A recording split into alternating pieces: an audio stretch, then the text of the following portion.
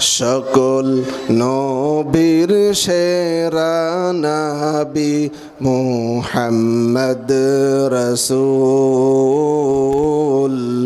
সকল নবীর সেরা নবী মুহাম্মদ রাসূল।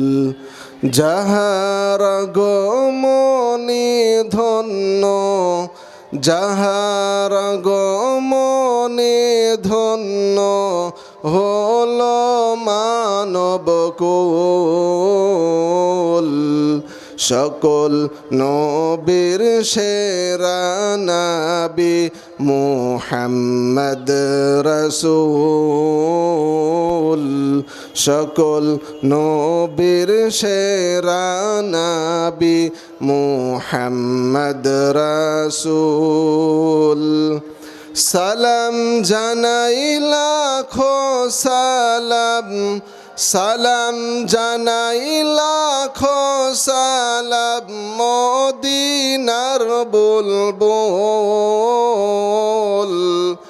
সকল নবীর সেরা নবী মুহাম্মদ রাসূল। সকল নবীর সেরা নবী মুহাম্মদ রাসূল।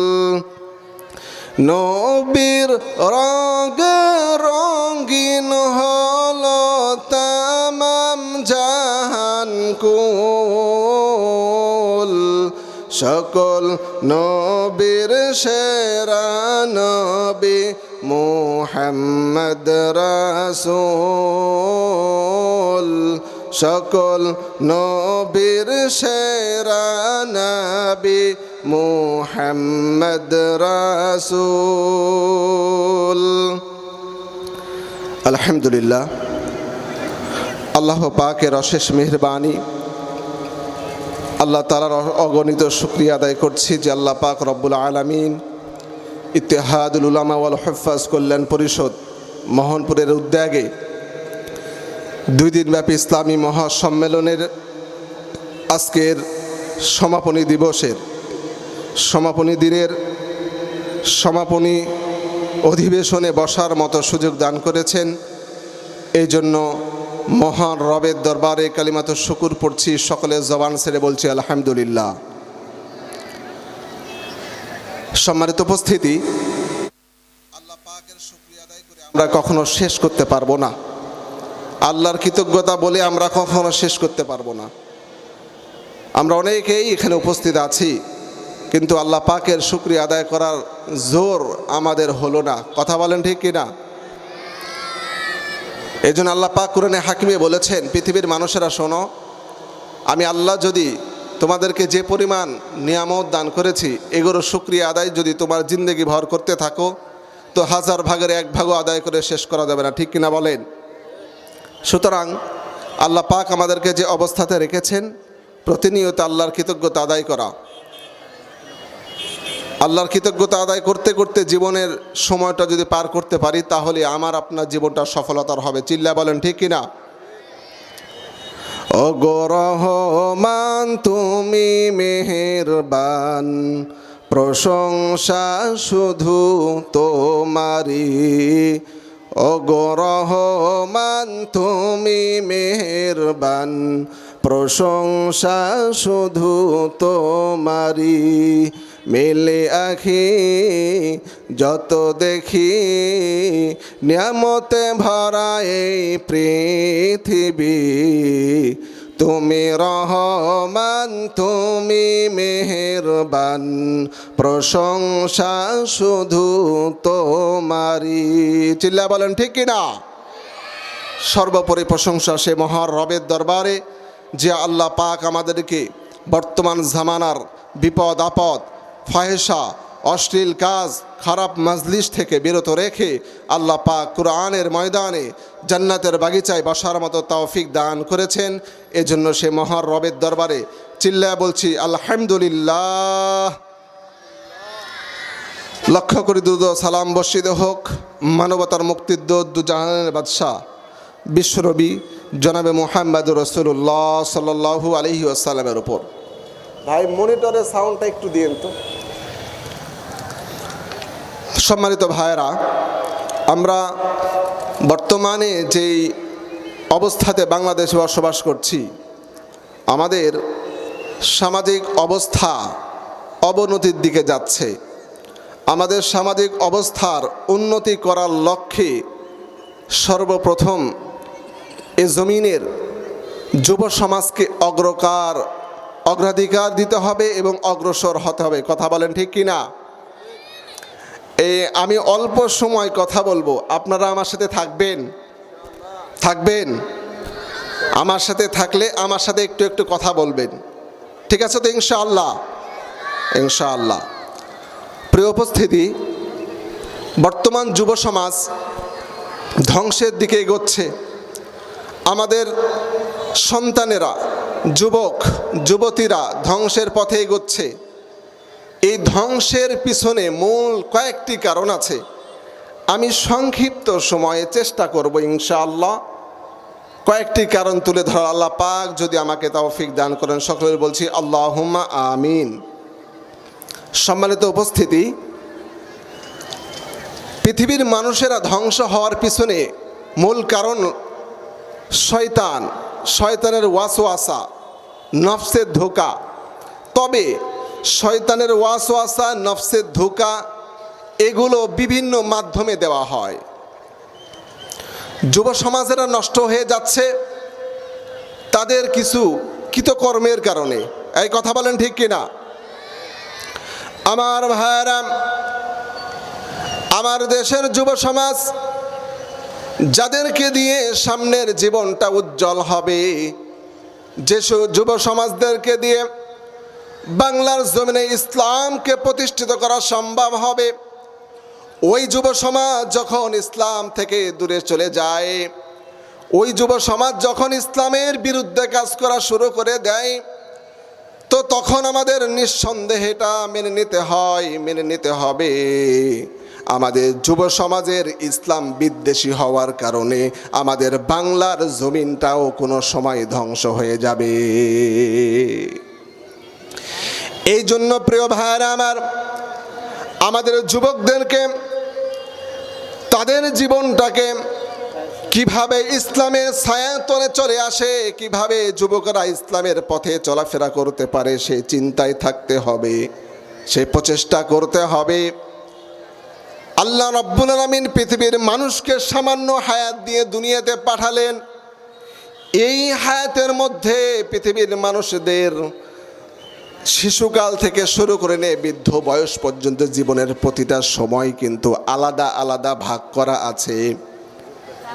যৌবনকালটাকে আল্লাহ রাব্বুল আমিন স্পেশালভাবে বান্দাদেরকে দান করেছেন। আমরা যারা ব্যবসা করি, প্রত্যেকটা ব্যবসায়িকের একটা সিজন আছে। এই কথা বলেন ঠিক কিনা? ব্যবসায়িকদের একটা সিজন আছে, একটা গুরুত্বপূর্ণ সময় আছে, যে সময়ে তারা ব্যবসাতে বেশি লাভ করতে পারে। যারা দর্জি, যাদের কাপড়ের ব্যবসা আছে, যাদের মুদিখানার ব্যবসা আছে, ওদের বিভিন্ন ঈদের সময় তাদের ব্যবসার মধ্যে বেশি কাস্টমার পাওয়া যায়। তাদের চিন্তা ভাবনা হলো সারা বছরে ব্যবসা হোক বা না হোক, ঈদের সময় আসলে আমার ব্যবসা করতে হবে, ব্যবসার লাভ বাড়ায় দিতে হবে, এটা তাদের চিন্তা ভাবনা থাকে। ঠিক তেমনি ভাবে মানুষের হায়াতের জিন্দগির একটা সিজন আছে, ইবাদতের একটা সিজন আছে, সময় আছে। আল্লাহ রাব্বুল আমিন পৃথিবীর মানুষদের জীবনের শুরু থেকে শেষ পর্যন্ত এই 60-70 বছর সময়ের মধ্যে থেকে সবচাইতে ইম্পর্টেন্ট সময়, সবচাইতে গুরুত্বপূর্ণ সময়, সবচাইতে ইবাদতের জন্য দামি সময় রব্বুল আমিন পৃথিবীর মানুষদের জন্য দান করেছেন যৌবনকাল। চিল্লা বলেন সুবহানাল্লাহ। পৃথিবীর মানুষদের ইবাদতের সময় হলো যৌবনকাল। যারা যুবক বয়সে রবের ইবাদতের মধ্যে সময়কে কাটাতে পারবে, আল্লাহর ইবাদতে তাদের জীবনটাকে বিলীন করে দিতে পারবে, আমার আল্লাহ রব্বুল আমিন কাল কিয়ামতের দিন কঠিন সময় রব্বুল আলামিন যখন মাথার আধ হাত উপরে সূর্যটাকে নিয়ে এসে দিবেন, সূর্যের তাপের কারণে জমিনটা পুরো তামা হয়ে যাবে, মানুষটা নিজেদের ঘামের মধ্যে সাঁতার কাটা শুরু করে দেবে। এমন সময় এক পর্যায়ে মানুষগুলো বলা শুরু করে দিবে, ওগো রব্বুল আলামিন, আমি তোমার বান্দা, আমার যদি জাহান্নাম ফয়সালা হয় তারপরেও আমারে জাহান্নামের মধ্যে দিয়ে দাও, তারপরেও এই হাসরের কঠিন আযাবের মধ্যে আমাকে আর রাইখো না। হাসরের কঠিন সময় মানুষের আধা দুপুরে সূর্য থাকবে, সূর্যের সব মুখগুলোকে খুলে দেওয়া হবে, সূর্যের তাপে মানুষ নিজের ঘামে সাঁতার কাটা শুরু করে দেবে। এমন একটা কঠিন সময় বিশ্বনবী মুহাম্মদুর রাসূলুল্লাহ সাল্লাল্লাহু আলাইহি ওয়াসাল্লাম হাদিসের মধ্যে জানায় দিয়েছেন, কিয়ামতে কঠিন সময় কোনো ছায়া থাকবে না, কোনো আশ্রয়স্থল থাকবে না, একমাত্র আশ্রয়স্থল ছায়া থাকবে আল্লাহ রব্বুল আমিনের আরশের। সুতরাং যৌবন কালটাকে যারা ইবাদতের মধ্যে কাটাবে, আল্লাহর কোরআনের আইন মেনে চলবে, কোরআন অনুযায়ী জীবনটাকে পরিচালনা করবে, যৌবনের বয়সটাকে আল্লাহর কাজে ব্যয় করে দেবে। বিশ্বনবী বললেন, ও উম্মতেরা রে, ও দুনিয়ার মানুষেরা শোনো শোনো, আমি নবী বলে দিলাম, তোমার জিন্দেগির এই যৌবনের সময়টাকে যদি আল্লাহর ইবাদতে কাটাতে পারো, আমি নবী কথা দিলাম, কিয়ামতের কঠিন সময় আল্লাহ নিজেই তোমাকে আরশের ছায়া দান করবেন। সুবহানাল্লাহ পড়বেন না? প্রিয় ভাইরা, আল্লাহ পাক কঠিন কিয়ামতে আমাদেরকে আরশের নিচে ছায়া দান করবেন যদি আমাদের যৌবন সময়টাকে, জীবনের গুরুত্বপূর্ণ সময় যৌবনকালটাকে আল্লাহর ইবাদতে কাটাতে পারে। চিল্লা বলেন সুবহানাল্লাহ। আমার ভাইরা, কিন্তু বর্তমানে যুব সমাজ ইসলামকে বাদ দিয়ে, কোরআনকে বাদ দিয়ে, আল্লাহর আইনকে বাদ দিয়ে তারা দুনিয়ার মোহে পড়ে, নারীর লোভে পড়ে, টাকার লোভে পড়ে, সম্পদের লোভে পড়ে, ক্ষমতার লোভে পড়ে বেপথে চলে যাচ্ছে। কথা বলেন ঠিক কিনা? আল্লাহ রাব্বুল আমিন জানিয়ে দিয়েছেন, ওয়ামান আ'রাদা আন যিকরি ফাইন্না লাহু মাঈশাতান দানকা ওয়া নাহশুরুহু ইয়াওমাল কিয়ামাতি আ'মা।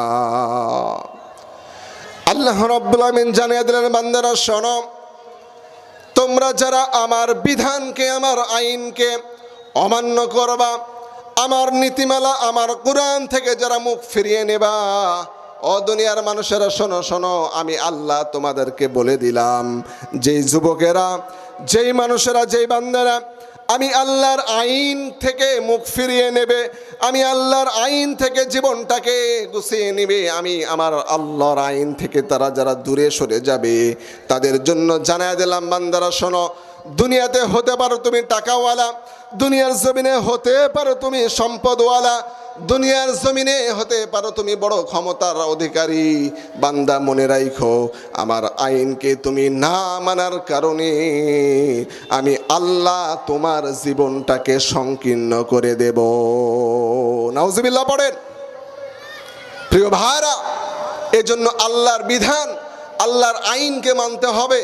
আল্লাহর দেওয়া নীতিমালা, নিয়ম অনুযায়ী, আল্লাহর দেওয়া বিধান কুরআন অনুযায়ী যখন আমার আপনার জীবনটাকে চালাতে পারবো, তখনই আল্লাহর পক্ষ থেকে আমার আপনার জন্য সফলতা আসবে। অন্যথায় আমি আপনি বিপদগ্রস্ত হব। আমার টাকা পয়সা, গাড়ি বাড়ি, সম্পদ, ক্ষমতা সব কিছু থাকার পরেও আমার আপনার মধ্যে কোনো ধরনের শান্তি থাকবে না। চিল্লা বলেন ঠিক কিনা? রব্বুল আলামিন জানিয়ে দিয়েছেন, বান্দারা শোনো, ওয়া মিনান নাসি মান ইয়াশতারি লাহুয়াল হাদিসি লিয়ুদিল্লা আন সাবিলিল্লাহ। আল্লাহু আকবার পড়েন। আল্লাহ রব্বুল আমিন জানায় দিলেন, বান্দারা শোনো, আমি আল্লাহ তোমাদের জন্য একটা বিধান দিলাম, একটা আইন চালু করে দিলাম। আইনটা হলো, বান্দা, পৃথিবীর মধ্যে যত প্রকার ফাহেসা গান বাজনা আছে, যত প্রকার ফাহেসা কথাবার্তা আছে, যত প্রকার গান বাজনা নাটক সিনেমা আছে, ও বান্দা আমি আল্লাহ তোমার জন্য এই সব নিয়মগুলোটাকে হারাম করে দিলাম। কার কথা? আল্লাহর কথা। আল্লাহ পাক আমাদের জন্য দুনিয়ার সকল ফাহেসা, গান বাজনা, নাচ নাটক সিনেমা, এই অশ্লীল ফাহেসা, টিকটক, এই সব কিছুকে আল্লাহ নিষেধ করেছেন। জিল্লা বলেন ঠিক কিনা? কিন্তু যুবক ভাইরা শোনো, তোমরা আজকে এই গান বাজনার পিছনে পড়ে, নাচ গানের পিছনে পড়ে, মোবাইলের ভাইরাস, বিভিন্ন টিকটক সিনেমার পিছনে পড়ে তোমাদের জীবনটাকে কিন্তু ধ্বংস করে দিচ্ছ। অযুবকেরা শোনো, আজকে অহরহর প্রমাণ আছে। এই কেশরহাট থেকে রাজশাহীতে যাওয়ার পথে রাস্তার মধ্যে কত যুবক মোটর সাইকেল অ্যাক্সিডেন্ট করে স্পট ডেড হয়ে যায়। আমার আপনার ছোট ভাই, আমার আপনার পাড়া প্রতিবেশী, আমার আপনার আত্মীয় স্বজন, কেবলমাত্র 20, 25, 30 বছর বয়স হলো, তার মনের মধ্যে কত স্বপ্ন আর পরিকল্পনা, মনের মধ্যে কত ইচ্ছা যে আমি বিসিএস ক্যাডার হব, আমি সেনাবাহিনীর কর্মকর্তা হব, আমি অমুক হব, তমুক হব, আমি বড় সরকারি চাকরিজীবী হব। এমন চিন্তা ভাবনায় স্বপ্ন মনের মধ্যে গেঁথে প্রত্যেকেই দুনিয়ার পিছনে ছুটা শুরু করে দিয়েছে। ও যুবক, তোমার কাছে তোমার বাবা অ্যান্ড্রয়েড ফোন কিনে দেওয়ার পর ওই অ্যান্ড্রয়েড ফোন দিয়ে গার্লফ্রেন্ডের সাথে সম্পর্ক শুরু করে দিলাম। অ্যান্ড্রয়েড ফোন দিয়ে রাত্রির অন্ধকারে, কঠিন সময়, গভীর রাত্রিতে জানালা দরজা লাগিয়ে, লেপের মধ্যে, কাঁথার মধ্যে, কম্বলের মধ্যে সব চাইতে একাকিত্ব অবস্থায় তুমি কানের মধ্যে হেডফোন লাগাইয়া, ও যুবক খেয়াল করে দেখো, চিন্তা করে দেখো, তুমি কানের মধ্যে হেডফোন দিয়া ঝাঁকানাকা গান শুরু করা দিলাম। গান শোনার কারণে, বিভিন্ন বাজনা শোনার কারণে, অশ্লীল ফায়সা নারীদের, বেগানা নারীদের, নগ্ন নারীদের নাচ গান দেখার কারণে তোমার চোখের জেনা করলা, কানের জেনা করলা। যেই কান রব্বুল আমিন কোরআন শোনার জন্য দান করেছিল, যেই চোখ আল্লাহ রব্বুল আমিন কোরআন দেখার জন্য দান করেছিল, যেই অঙ্গগুলো রব্বুল আমিন তোমাকে ইবাদতের জন্য দান করেছিল, ও যুবক খেয়াল করে দেখো, তোমাকে আমার আল্লাহ বিনা টাকায়, বিনা পারিশ্রমিকে, কোনো মূল্য ছাড়াই সব কিছু কিন্তু আল্লাহ তোমারে দান করলো। আল্লাহর দেওয়া সম্পদ নিয়ে, আল্লাহর দেওয়া চোখ, হাত, মুখ, অঙ্গগুলো নিয়ে যুবকরে তুমি আল্লাহর বিরুদ্ধাচরণ, আল্লাহর আইনের বিরুদ্ধে কাজ করো। আল্লাহ গান শুনতে নিষেধ করলো, তুমি গান শোনো। আল্লাহ ফায়সা, বেগানা ভিডিও দেখতে নিষেধ করলো, তুমি সেগুলো দেখা শুরু করে দিলা। রব্বুল আলামিন বেগানা নারীদেরকে দেখতে নিষেধ করলো। ও বান্দা, ও যুবক, তুমি কিন্তু বেগানা নারী কন্টিনিউ দেখতে আসো। একটাবার চিন্তা করে দেখো, হয়তোবা তুমি ভেবেছো আমার বয়স 25 অথবা আমার বয়স 30, এখন যৌবনকাল, যুবক বয়স, একটু ফষ্টি নষ্টি না করলেই হয় না, একটু গার্লফ্রেন্ডকে নিয়ে পার্কে ঘুরতে না গেলেই হয় না, একটু আনন্দ ফুর্তি করে বাবার আসরে না বসলেই হয় না, আনন্দ ফুর্তি করে বন্ধুদের সাথে, মেয়েদেরকে নিয়ে হোটেলে না গেলেই হয় না। বড় যখন হব, দাদা যখন হব, নানা যখন হব, তখন হয়তো ইবাদত বন্দেগী করব, এমন চিন্তা ভাবনা নিয়ে যুবক তুমি এখনো বাস করছো। এক হয়ে যায় ওই যুবকটা যদি কোনো একদিন তুমি হয়ে যাও, ও যুবক রে, পায়ে হাত দিয়ে বলি, একটাবার চিন্তা করে দেখো, তোমার যৌবন সময়, এই সময়টাই যদি তুমি অ্যাক্সিডেন্ট হয়ে অথবা কোনো রোগ বালা মুসিবত হয়ে তুমি মৃত্যুবরণ করো, তাহলে তোমার ইবাদত কোথায় যাইবে? রবের সামনে দাঁড়ালে রব যদি তোমাকে জিজ্ঞাসা করে, ও আমার বান্দা, তোমাকে আমি চোখ দান করেছিলাম আমার কোরআন দেখার জন্য, তোমাকে আমি কান দান করেছিলাম আমার তেলাওয়াত শোনার জন্য, সব কিছু পাওয়ার পরে তুমি কিন্তু আমার বিধান মানো নাই, সব কিছু পাওয়ার পরে তুমি কিন্তু আমার কথা শোনো নাই, বান্দারে তুমি ভেবেছিলা যৌবন বয়স শেষ হলে বুড়া বয়সে ইবাদত করব, যৌবন বয়সটাকে তুমি কাজে লাগাও নাই, এই জন্য আমি আল্লাহ আজকে তোমাকে জাহান্নামের খড়ি বানাতে চাই। কথা বলে ঠিক কিনা? এই জন্য প্রিয় ভাই, আমরা আমাদের নিজ নিজ জায়গা থেকে যারা যৌবন বয়সে পৌঁছেছি, যৌবন বয়সটা শেষ হয়ে যাচ্ছে, নিজেদেরকে পরিবর্তন হতে হবে ভাই। আমরা গান বাজনা, নারী নিয়ে, ক্ষমতা নিয়ে, মদ জুয়া সিনেমা, এই সকল ফাহিশা কাজকাম নিয়ে ব্যস্ত আছি। এগুলোকে পরিহার করে আল্লাহর আইনের মধ্যে, আল্লাহর বিধিবিধানের মধ্যে যদি আমরা প্রবেশ করতে পারি, কোরআন অনুযায়ী নিজেদের জীবনটাকে যদি যুবক বয়স থেকেই পরিচালনা করার চেষ্টা করি, তাহলে আল্লাহ পাক কিন্তু আমাদেরকে এই যৌবনকালের ইবাদতের বিনিময়ে জান্নাতি বান্দা হিসাবে কবুল করে নেবেন। চিল্লা বলেন সুবহানাল্লাহ। হাসরের ময়দানের কঠিন সময় আল্লাহ পাক আমাদেরকে আরশের নিচে ছায়া দান করবেন। চিল্লা বলেন সুবহানাল্লাহ। সম্মানিত ভাইরা, যে আয়াত পড়েছিলাম, আল্লাহ পাকে আয়াতে সকল প্রকার গান বাজনা, ফাহেসা, নাট্যকলাপ এগুলোকে নিষেধাজ্ঞা দিয়েছেন, নিষেধ করেছেন। অথচ আমরা বিভিন্নভাবে গান বাজনা, সিনেমা, নাটক, টিকটক, মোবাইলের ফাহিশা ভিডিও এগুলো নিয়ে সর্বোপরি সময় ব্যয় করি। আল্লাহ পাক আমাদেরকে এই সময়গুলো থেকে ফারেগ হয়ে এগুলোকে জীবন থেকে পরিহার করে আল্লাহর পথে পরিচালিত হওয়ার তৌফিক দান করুক। সকলেই আল্লাহুম্মা